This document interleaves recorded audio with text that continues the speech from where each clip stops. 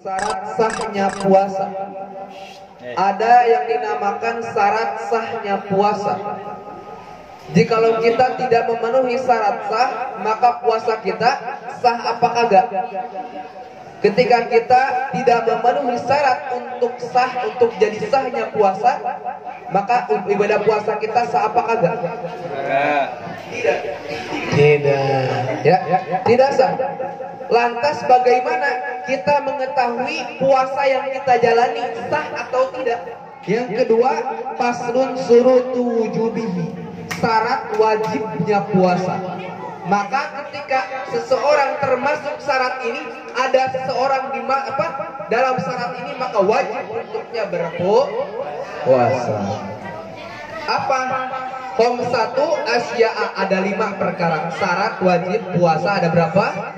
Ada 5 Yang pertama adalah Islam. Seperti yang tadi ya, Islam, mengaku Islam di dalam KTP-nya Islam, maka wajib untuknya berpuasa.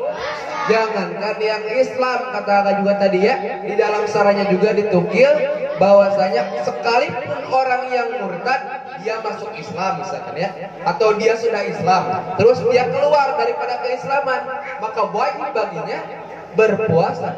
Ya, yang murtad saja wajib berpuasa, apalagi yang Islam, gitu ya. Maka malu ketika kita mengaku Islam, KTP kita Islam, puasa kagak boleh seperti itu ya, dosanya besar ya. Terus yang kedua yaitu wataklifun, yaitu orang yang mukallaf. Yang disebut orang yang mukallaf itu balik dan berakal. Apa katanya? Balik dan orang mukallaf itu balik dan berakal. Dikatakan balik, dia berakal, iya, gak gila gitu ya. Maka wajib untuknya berpuasa. Yang ketiga yaitu kotun, mampu di sini apa? Mampu bahwasanya dia itu untuk melaksanakan puasa, saya mampu. Saya mah kagak mampu karena misalkan usia sudah tua, ya sudah tua, saya mah jangankan puasa, sholat aja misalkan saya mah duduk gitu ya, sedikit misalkan lapar, sedikit pokoknya enggak memungkinkan untuk berpuasa. Nah itu mah boleh tidak puasa gitu ya. Nah kalau misalkan mampu ya, dalam keadaan mampu, maka harus berpuasa. Yang ketiga yaitu wasihatun, dalam keadaan sehat. Kalau misalkan kita sakit, kalau kesehatan dan sakit, maka diri kita sendiri yang merasakan. Mampu atau tidaknya kita berpuasa itu tergantung diri kita. Misalkan saya lagi sakit, misalkan sakit pusing atau misalkan panas, kalau diri kita meyakinkan, saya mah yakin kuat untuk puasa sampai maghrib, misalkan puasa. Tapi kalau misalkan saya mah kagak bisa puasa, kagak bakalan kuat misalkan saya puasa, ya, kagak bakalan kuat saya puasa misalkan, ya. Terus gimana? Mau batal aja nggak apa-apa, ya. Seperti si Rama tadi ya, batal ke si Rama? Batal karena dia puasa. Ya dia puasa terus sakit ya. Nah, sakit terus, daripada nanti menjadi tambah parah sakitnya, mending buka gitu ya. Nah itu. Terus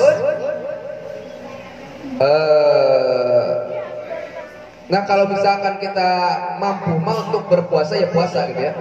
Nah itu yang keempat. Tadi yang pertama syarat wajib puasa bila orang tersebut yang kedua mukallaf, ya. Mukallaf itu apa? Balik dan berakal. Yang ketiga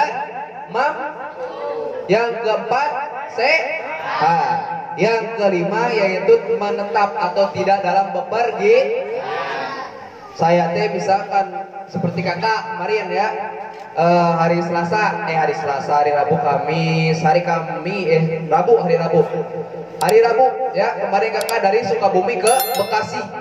Itu ada sekitar 80 sampai 90 km ada. Kalau misalkan kakak pengen buka di waktu perjalanan misalkan, boleh.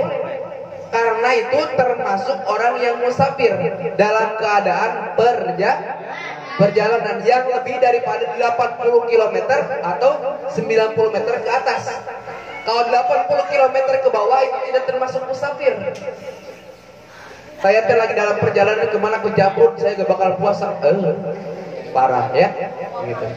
Harus lebih daripada 80 km atau 90 meter ke kilometer, bukan 90 meter, 90 meter kilometer per jam ke atas, gitu ya.